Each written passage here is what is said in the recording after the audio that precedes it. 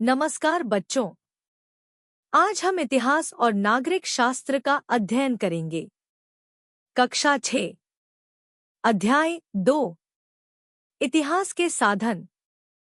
इस अध्याय में हमें अध्ययन करना है। 1. भौतिक साधन। 2. लिखित साधन।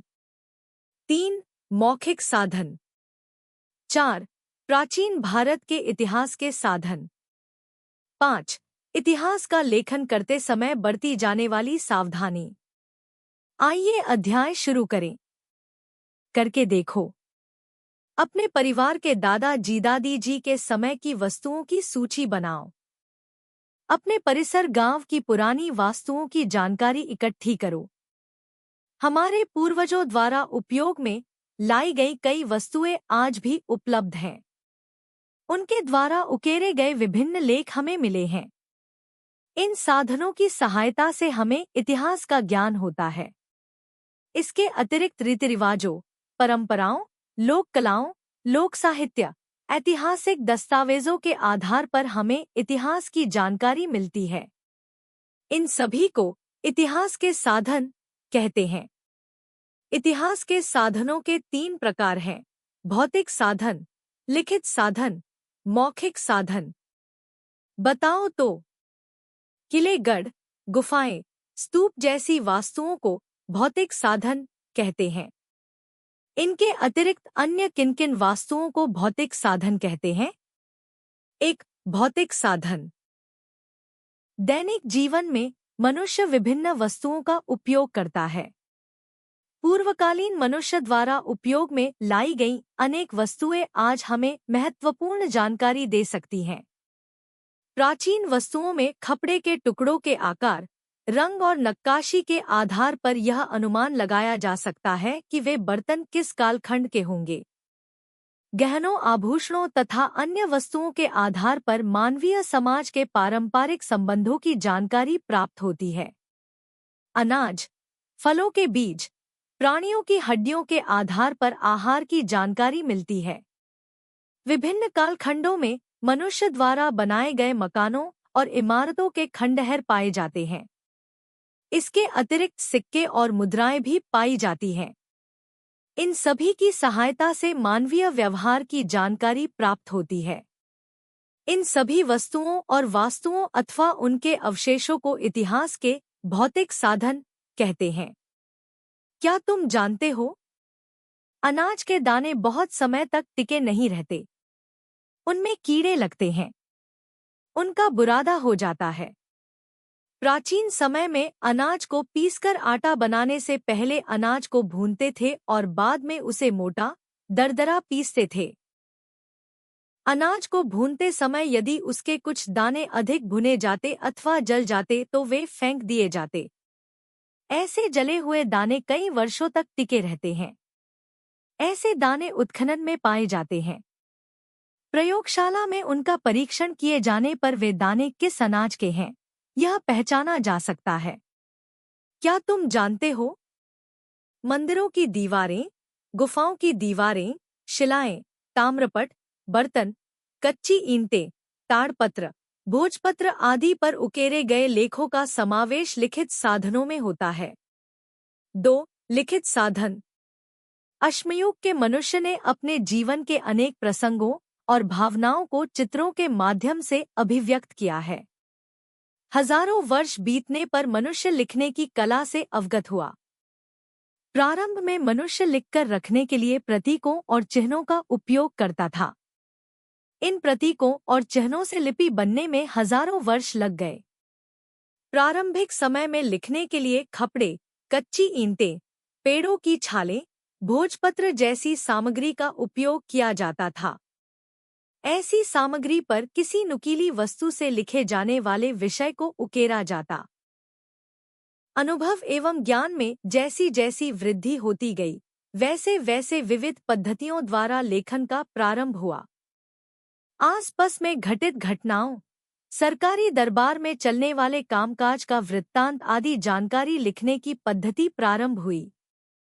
अनेक राजाओं ने अपने आदेशों, न्याय निर्णयों और दानपत्रों को पत्थरों अथवा तांबे की पत्रों पर उकेर कर रखा है। कालांतर में साहित्य की अनेक विधाओं का निर्माण हुआ।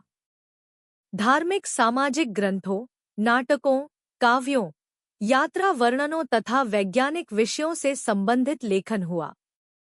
ऐसी साहित्य सामग्री से तत्कालीन इतिहास को समझने में सहायता प्राप्त होती है।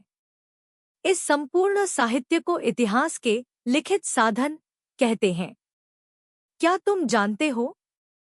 भोजवृक्ष की छाल से भोजपत्र बनाया जाता है। भोजवृक्ष कश्मीर में पाए जाते हैं। करके देखो। अपने परिसर गांव के वस्तु संग्रहालय में जाओ। वहां कौन कौन सी वस्तुएं हैं, इस पर निबंध लिखो। आटे की चक्की के गीतों का संग्रह करो। विभिन्न लोकगीतों को प्राप्त करो। उनमें से कोई एक लोकगीत विद्यालय के सांस्कृतिक समारोह में प्रस्तुत करो। 3 मौखिक साधन। ओवी, चक्की के गीत। लोकगीत और लोककथा जैसा साहित्य लिखकर रखा नहीं जाता। उसका रचयिता अज्ञात होता है। वह पीढ़ी दर पीढ़ी द्वारा संरक्षित रखा जाता है। ऐसे साहित्य को मौखिक परंपरा द्वारा संरक्षित साहित्य कहते हैं। इस साहित्य में ओविया, लोकगीत, लोक कलाएं जैसी लोक साहित्य विधाओं का समावेश होता है। ऐसे साधनों को इतिहास के मौखिक साधन कहते हैं। क्या तुम जानते हो? ओवी, चक्की का गीत। पांडुरंग पिता। रुक्मिण माझी बया। आषाढ़ वारियेला। पुंडलिक आला न्याया। पांडुरंग पिता। रुक्मिण मेरी मैया। आषाढ़ के मेले में ले जाने पुंडलिक आया। लोकगीत। उज्जैनी। महानगरी उजनी लई पुण्यवान दानी तेथे नांदत होता राजा सुखी होती प्रजा तिन्ही लोकी गाजावाजा असा उजनीचा इकराम राजा। विक्रमादित्य। महानगरी है यह उजनी बड़ी पुण्यवान और दानी राज्य करता था। एक राजा खुशहाल थी उसकी प्रजा तीनों लोकों में था उसका नाम उजनी का वह था राजा विक्रम। क्या तुम जानते हो? प्राचीन भारत के इतिहास लेखन के साधन। भौतिक साधन, लिखित साधन, मौखिक साधन। भौतिक साधन। वस्तु, गुफा चित्र, मिट्टी के बर्तन, मिट्टी के शिल्प, मनके, रत्न, आभूषण, पत्थर के शिल्प, धातु की वस्तुएं, सिक्के, शस्त्र, वास्तु, गुफा, मकान, स्तूप, गुफाएं, मंदिर, गिरजाघर, चर्च, वास्तु, मस्जिदें, स्तंभ। लिखित साधन। हड़प्पा लिपि में लिखे लेख। वैदिक साहित्य। मेसोपोटामिया का इष्टिका लेख। महाभारत, रामायण ग्रंथों की पांडुलिपियां। जैन, बौद्ध साहित्य। ग्रीक इतिहासकार और यात्रियों का लेखन। चीनी यात्रियों द्वारा लिखित यात्रा वर्णन। व्याकरण ग्रंथ, पौराणिक ग्रंथ, उकेरे गए लेख। मौखिक साधन। प्राचीन भारत की मौखिक परंपरा द्वारा संरक्षित वैदिक, बौद्ध और जैन साहित्य अब लिखित स्वरूप में उपलब्ध हैं। यद्यपि इन साहित्यों का रूपांतर अब लिखित स्वरूप में हुआ है, फिर भी उनका पाठ करने की परंपरा अब भी जारी है। इतिहास के लेखन हेतु जब मौखिक साहित्य का उपयोग किया जाता है, तब उसका समावेश मौखिक साधनों में होता है। 4 प्राचीन भारत के इतिहास के साधन। अश्मयुग से लेकर ईसा की 8वीं शताब्दी तक का कालखंड भारतीय इतिहास का प्राचीन कालखंड माना जाता है। भारत के अश्मयुग की जानकारी पुरातत्वीय उत्खनन द्वारा प्राप्त होती है। उस कालखंड में लिपि का विकास नहीं हुआ था। ईसा पूर्व 1500 के पश्चात के प्राचीन इतिहास की जानकारी वैदिक साहित्य द्वारा प्राप्त होती है। आरंभ में वेद लिखित स्वरूप में नहीं थे। प्राचीन भारतीयों ने उन्हें कंठस्थ करने की तकनीक विकसित की। कालांतर में वेद लिखे गए। वैदिक साहित्य तथा उसके पश्चात लिखा गया साहित्य प्राचीन भारत के इतिहास के महत्वपूर्ण साधन है। इस साहित्य में ब्राह्मण ग्रंथ, उपनिषद, आरण्यक, रामायण, महाभारत, महाकाव्य, जैन एवं बौद्ध ग्रंथ, नाटक, काव्य, शिलालेख, स्तंभ लेख, विदेशी यात्रियों के यात्रावर्णन आदि का समावेश होता है। इसी भांति पुरातत्वीय उत्खनन में पाई गई वस्तुओं, पुरातन वास्तुओं, भवनों, सिक्कों जैसे भौतिक साधनों की सहायता से हम प्राचीन भारत के इतिहास को समझ सकते हैं। 5 इतिहास लेखन के प्रति सावधानी। इतिहास के साधनों को उपयोग में लाते समय सावधानी बरतनी पड़ती है। कोई लिखित प्रमाण केवल पुरातन होने के कारण वह विश्वसनीय होगा ही, ऐसा नहीं होता है। वह किसका लिखा है, क्यों लिखा है, कब लिखा है, इसकी छानबीन करनी पड़ती है। विविध प्रामाणिक साधनों के आधार पर निकाले गए निष्कर्षों की एक दूसरे के साथ पड़ताल करनी पड़ती है।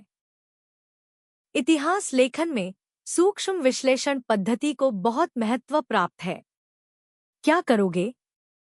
यदि तुम्हें एक प्राचीन सिक्का मिल गया तो अपने पास रखोगे, माता पिता को दोगे, वस्तु संग्रहालय में जमा करोगे। सारांश। इस अध्याय इतिहास के साधन में बताया गया है कि हमारे अतीत की जानकारी हमें मुख्यतः 3 साधनों से मिलती है: भौतिक साधन, लिखित साधन और मौखिक साधन। भौतिक साधनों में प्राचीन इमारतें, गुफाएं, स्तूप, सिक्के, बर्तन, आभूषण और अन्य वस्तुएं शामिल हैं। लिखित साधनों में शिलालेख, ताम्रपट, भोजपत्र, धार्मिक ग्रंथ, साहित्य, यात्रा वर्णन आदि आते हैं। मौखिक साधनों में लोकगीत, ओविया, लोक कथाएं और मौखिक परंपरा से संरक्षित वैदिक, जैन तथा बौद्ध साहित्य सम्मिलित हैं। इसके अतिरिक्त प्राचीन भारत के इतिहास की जानकारी उत्खनन से प्राप्त वस्तुओं, वैदिक साहित्य, महाकाव्यों और विदेशी यात्रियों के लेखन से भी मिलती है। साथ ही इतिहास लिखते समय यह सावधानी बरतनी आवश्यक है कि स्रोत कितना विश्वसनीय है और उसके आधार पर निकाले गए निष्कर्षों को अन्य साधनों से मिलाकर देखना चाहिए।